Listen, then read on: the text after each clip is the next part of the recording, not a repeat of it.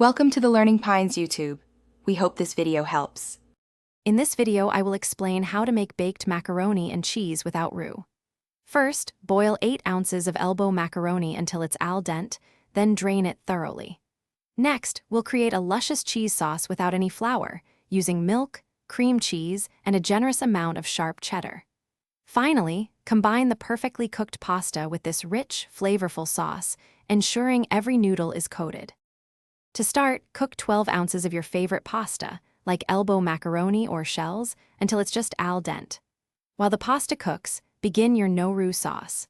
In a saucepan, gently melt 4 ounces of cream cheese with 2 cups of whole milk over low heat, stirring until smooth. Then, gradually stir in 2 cups of shredded sharp cheddar and 1 cup of Monterey Jack cheese until fully melted and creamy. Once your pasta is drained and your cheese sauce is ready, combine them in a large bowl, mixing until every piece of pasta is coated in that delicious creaminess. Transfer this mixture into a 9 by 13-inch baking dish. For an extra golden crust, sprinkle an additional 1 cup of shredded cheese over the top. Bake your macaroni and cheese at 375 degrees Fahrenheit for 20 to 25 minutes, until it's bubbly and beautifully golden brown. For an extra layer of flavor, consider adding a pinch of nutmeg or a dash of your favorite hot sauce to the cheese mixture.